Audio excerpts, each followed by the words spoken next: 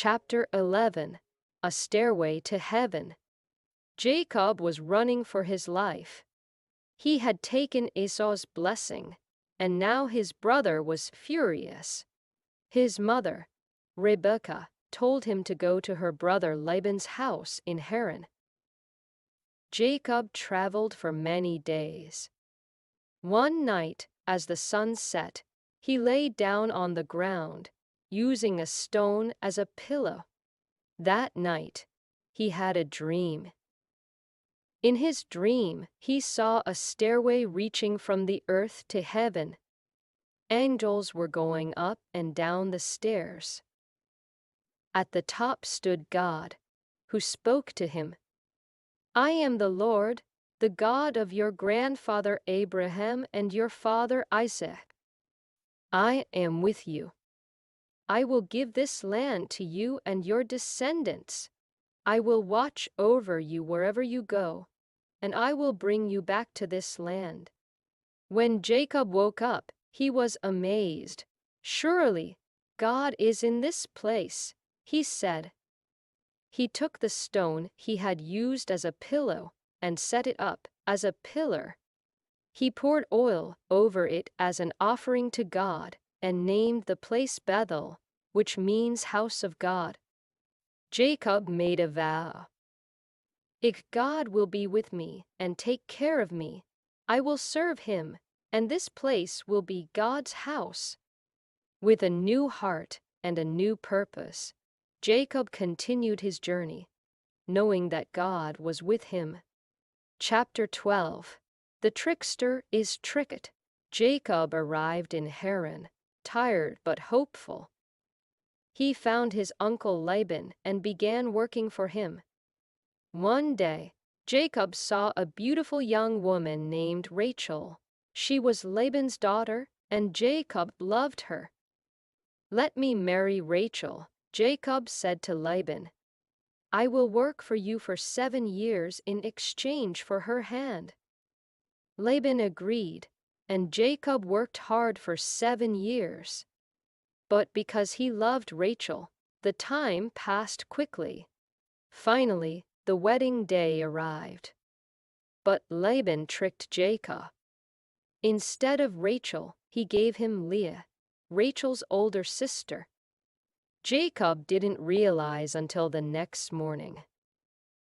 Jacob was angry. "Why did you trick me?" he asked. Laban replied, "In our country, the older daughter must marry first. But if you work another 7 years, you can marry Rachel too." Jacob agreed. After 7 more years, he finally married Rachel.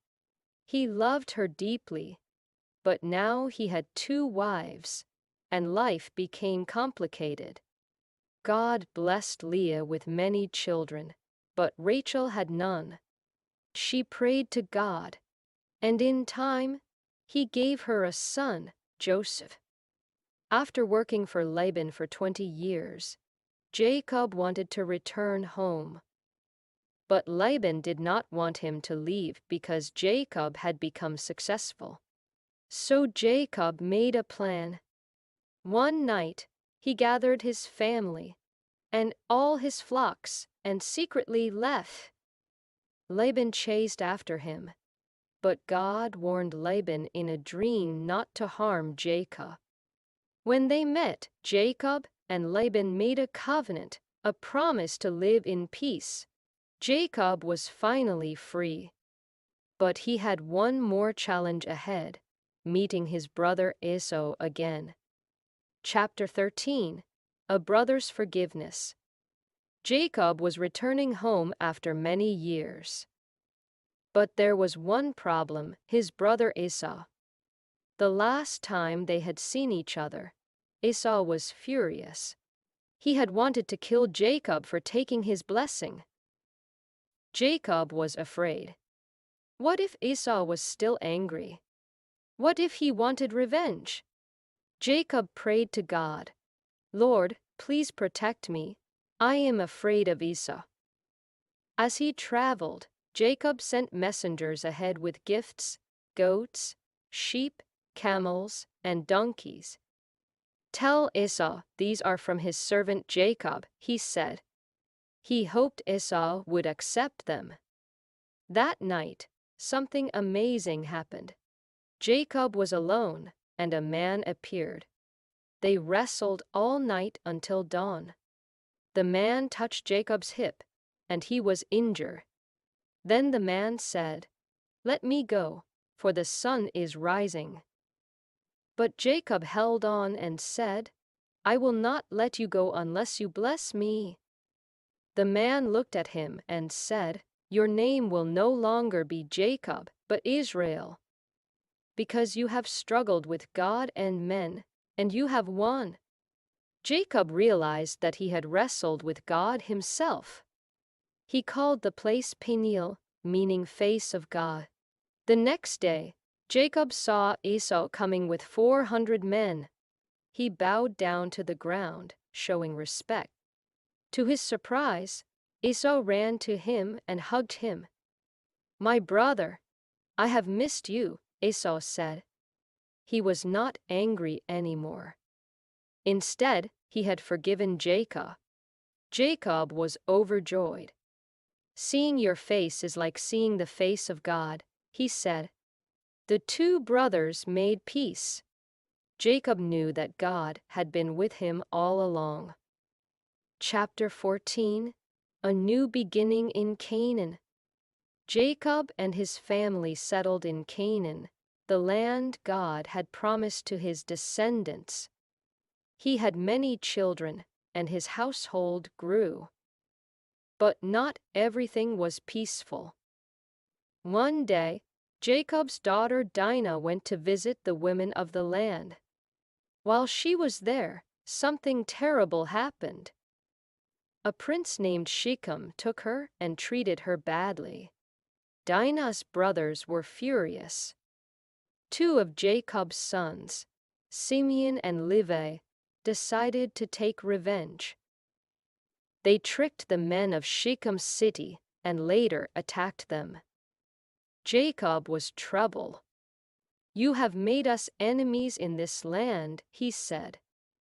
"Now the people here will come against us."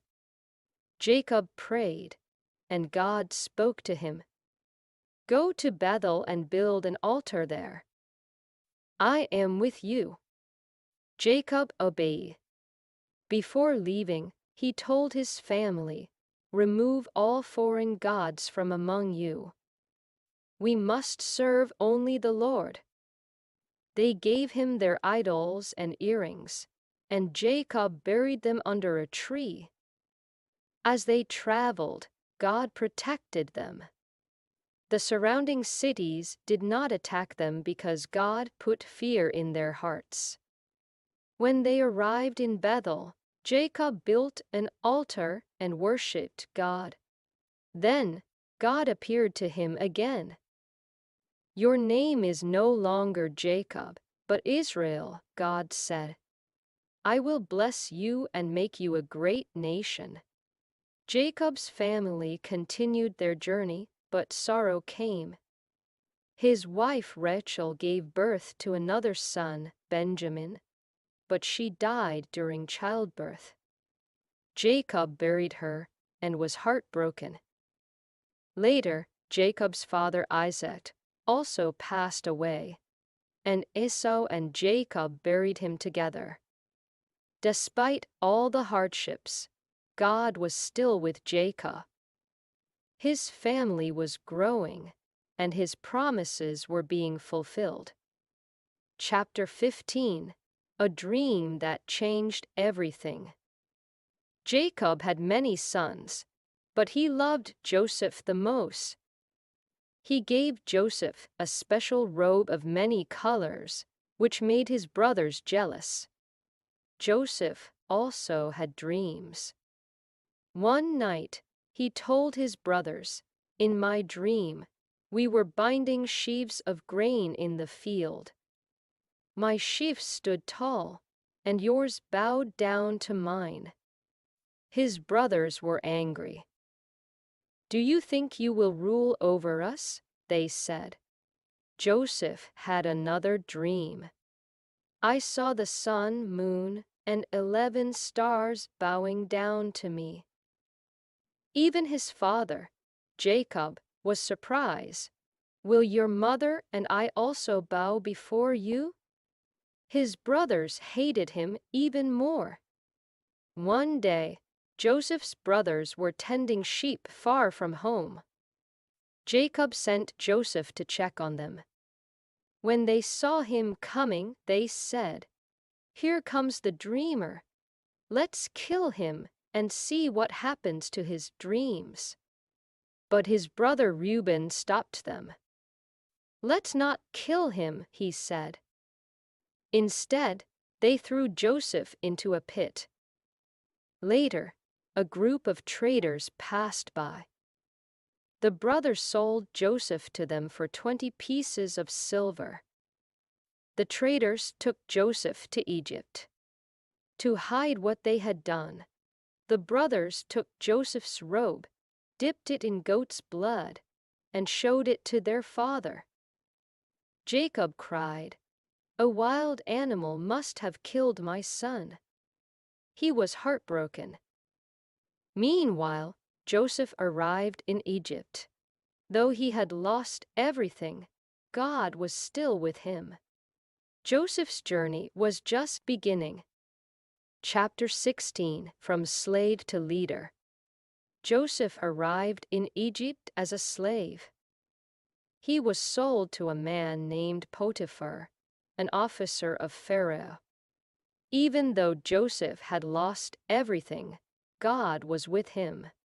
Joseph worked hard, and Potiphar saw that he was trustworthy. He put Joseph in charge of his entire household. Everything Joseph touched was successful because God blessed him. But trouble came. Potiphar's wife lied about Joseph, and he was thrown into prison. Even in prison, God was still with him. The prison guard saw Joseph's honesty and put him in charge of the other prisoners. One day, 2 of Pharaoh's servants, the cupbearer and the baker, had dreamed. They were troubled because they didn't know what the dreams meant. Joseph said, "God can interpret dreams. Tell me what you saw." The cupbearer said, "In my dream, I saw a vine with 3 branches.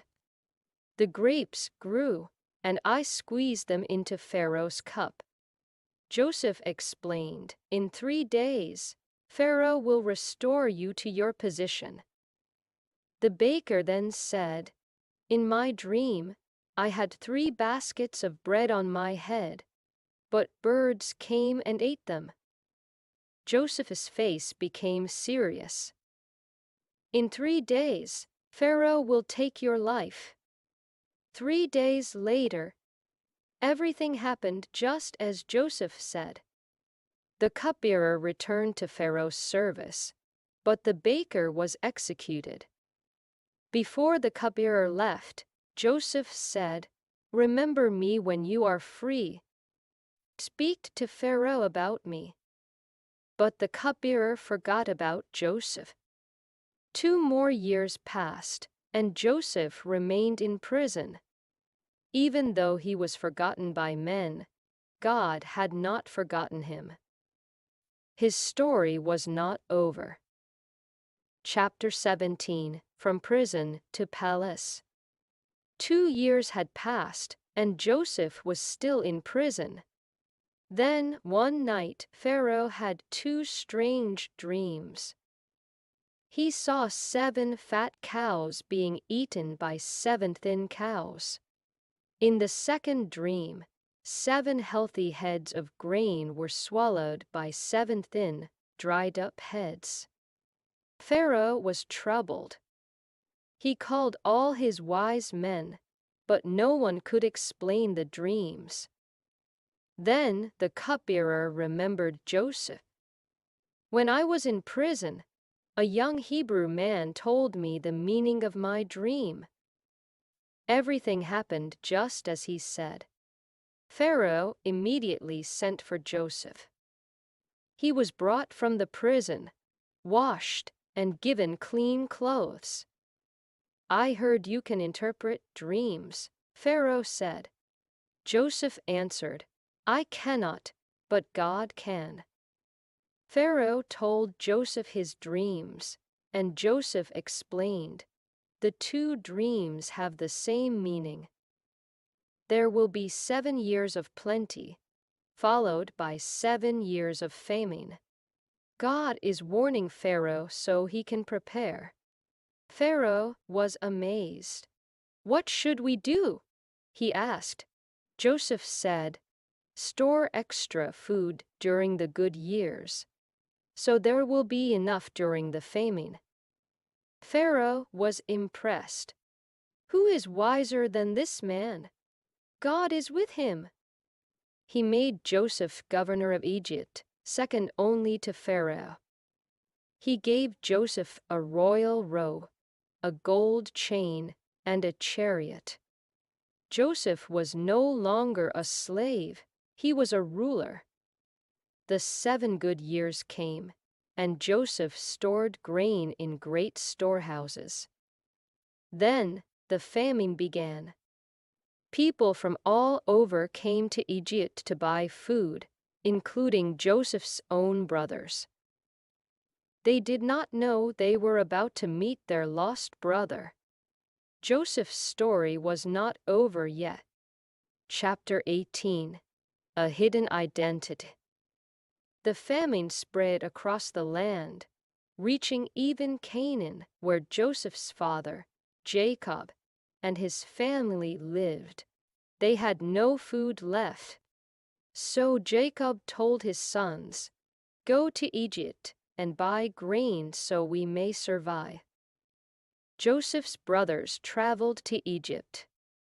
When they arrived, they were taken to the governor, who controlled all the food. They bowed down before him, not knowing he was their lost brother. Joseph recognized them immediately, but they did not recognize him. Joseph remembered his dreams from long ago. His brothers were bowing before him. But instead of revealing himself, he decided to test them. "Where do you come from?" Joseph asked. "From Canaan," they answered. "We are 10 brothers. The youngest, Benjamin, is at home, and one brother is no longer with us." Joseph spoke harshly. "You are spies." "No, my lord," they pleaded. "We are honest men." Joseph tested them by keeping Simeon in prison and sending the others back to Canaan with grain. But he told them, "Do not return unless you bring your youngest brother." When they returned home, Jacob was afraid.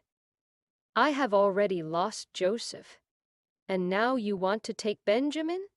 If something happens to him, I will die of sorrow." But the famine grew worse. Finally, Jacob allowed Benjamin to go with his brothers back to Egypt. This time, when Joseph saw Benjamin, he had to hold back his tears. He prepared a feast for them and gave Benjamin 5 times more food than the others. Still, he was not ready to reveal himself. Instead, he placed his silver cup in Benjamin's sack and accused them of stealing.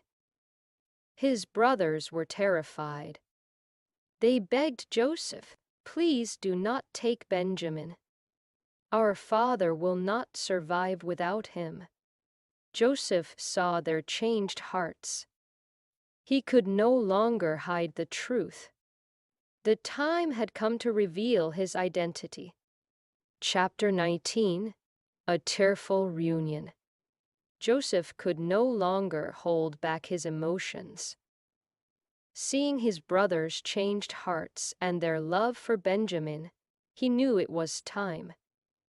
he sent all the Egyptian servants out of the room. Then he wept loudly and said, "I am Joseph. Is my father still alive?" His brothers were shocked and could not say a word. "Come closer," Joseph said. "Do not be afraid. You sold me into slavery, but God sent me ahead to save lives. There have been 2 years of famine, and there will be 5 more. God put me here so that you and our family would survive." Tears filled their eyes as they realized God had turned their evil into good. Joseph hugged Benjamin and wept. Then he kissed each of his brothers and forgave them. "Go back to Canaan," Joseph told them. "Tell our father Jacob that I am alive. Bring him here to Egypt, and I will take care of all of you." Pharaoh heard about Joseph's brothers and was pleased.